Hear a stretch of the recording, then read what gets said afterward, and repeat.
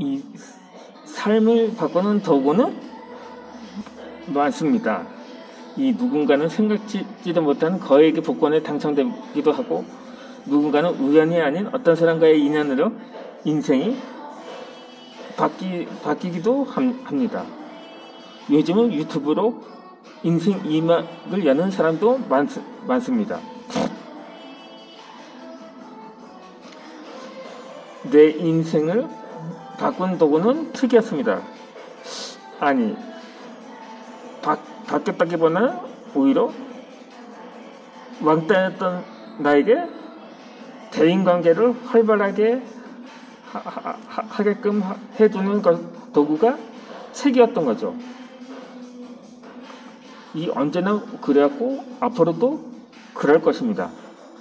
이 어떤 사람은 고작 책이 인생을 바꿔주었던 말에 반발하는 대꾸를 하기도 합니다.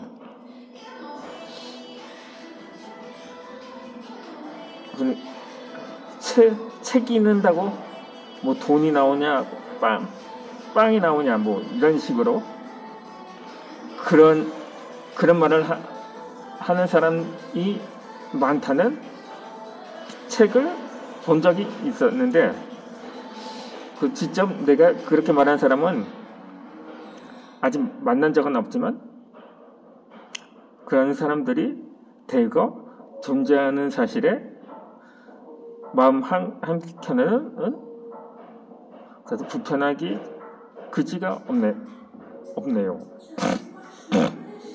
하지만 이 맹세코 내 인생에서 책만큼 나를 뒤흔들어주는 존재는 없었던 것 같아요.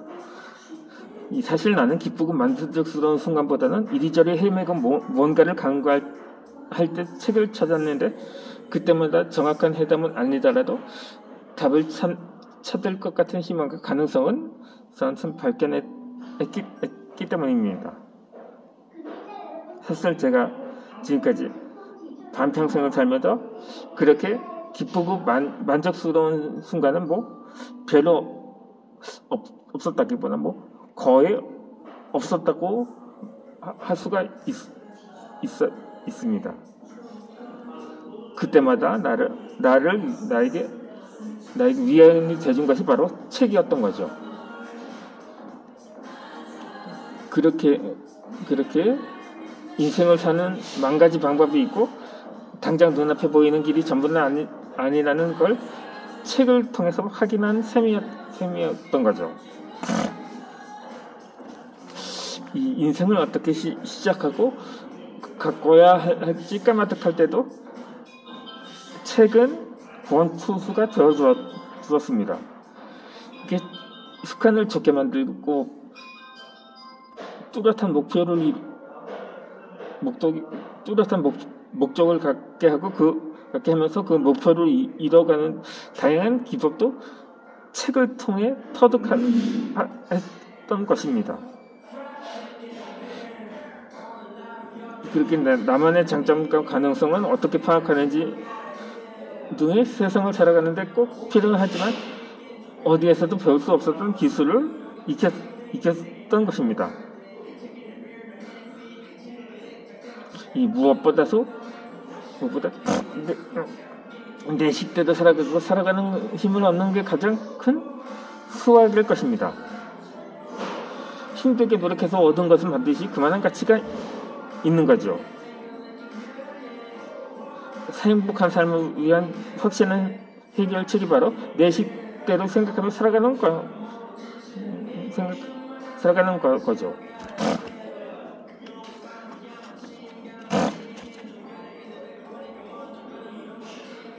그렇게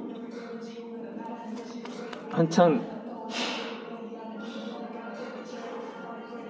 빛을 졌던 시절에 그러니까는 제가 학교도 자퇴해야 할 정도로 어려움을 겪었을 때도 그러니까 영원히 빠져나올 수 없는 덫에 걸렸다고 느끼던 나를 다시 일으켜 세운 것은 바로 책이었습니다. 제가 학교 다닐 때 방학 때가 되면 거의 매일이죠. 거의 매일 당시 광화문에 있는 교보문고 본점에서 책을 대략 하루 4시간 정도 보면서 하루를 보낸 적이 있었습니다. 그러니까 제가 각 책 장르마다 다양했거든요. 한 권은 위인전, 또 한 권은 한 권은 또 소설, 또 한 권은 역사책, 또 한 권은 그 외에 장르도 다양한 학술서 조금 나에겐 좀 당시로선 어렵다고 느꼈던 책도 그냥 호기심에서 읽어보았던 기억이 있었습니다. 당시까지만 해도 이 자기계발이라는 개념은 없었기 때문에 그때 자기계발서는 보았던 기억이 없네요.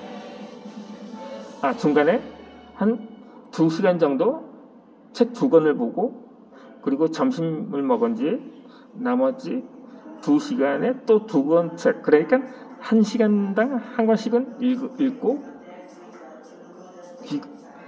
귀가를 한 기억이 있었던 거죠. 그렇게 학창 시절을 책과 함께 보냈다고 해도 과언이 아닐 것입니다.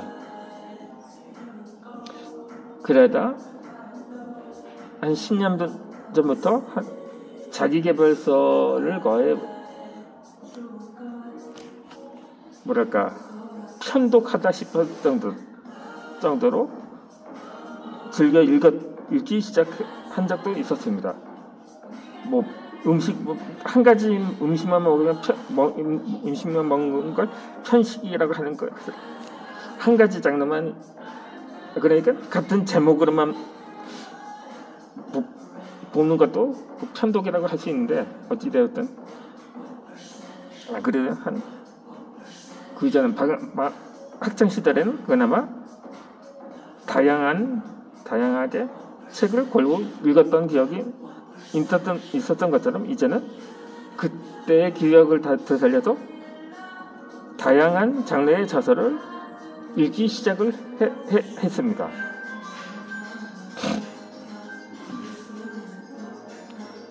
책을 읽으면서 막연하게 생각했던 것들을 하나씩 실천을 하게 되기도 했던 거죠.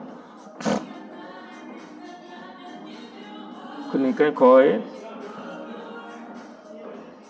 제가 35세 첫 번째 책을 출간하면서 작가라는 타이틀을 내 이름 숫자 앞에 추가를 했습니다. 그렇게 모든 꿈에는 확장성이 있는 것처럼 한 가지를 이루면 다른 것들은 더 멀리, 더 넓게 꿈꾸게 되고 이룰 가능성도 높아진다는 거죠. 왜냐하면 한번 걸어본 길이기 때문입니다. 그렇게 책을 출간한 것만으로서 감사한 일인데, 책을 냈다고 물론 제가 여기저기서 강연 요청이 들어봤다는 그 어떤 작가의 책을 읽은 적이 있습니다. 그런데 나에게는 물론 이것은 마치 그림의 떡이라고 생각을 했었던 거죠. 제가 앞서 유튜브 영상에서 올렸던 것처럼 이 선천적으로 말도 떠듬고 발음도 부족한데다가 이 목소리까지 안 좋은 난데 어떻게 많은 사람들 앞에서 말로만 하는 행위를 할 수가 있을까 하고, 실제로 그런 요청이 들어와도 자신이 없을 것입니다. 그냥 고민 없이 거절하고픈 생각이 굴뚝 하겠죠. 하지만 이것도 어차피 도전이라고 생각하면서 제가 유튜브를 시작하게 된 동기도 괜히 그래도 평생 말 한마디 안 하고 살 수도 있다는 약간 위기 의식으로 인해서 그래도 말도 하다 보면 늘어난다는 누군가의 말을 들은 적이 있는 것처럼 그렇게 제가 초등학교 때부터 일기를 쓴 것처럼 지금도 아예 작가라는 그냥 명목상으로만 작가라고 그냥 명함을 내밀기도 좀 다소 꺼림직한 상황인데 사실 제가 책을 낸 것 물론 제가 계약을 하면서 출간한 책도 있지만 대부분 제가 자가 출판을 통해서 낸 책이거든요. 그게 대략 1,000억 원 정도 됩니다. 그렇게 예전엔 전자출판이라는 형식으로 해서 약간 등록비 10,000원만 지불하면은 거기서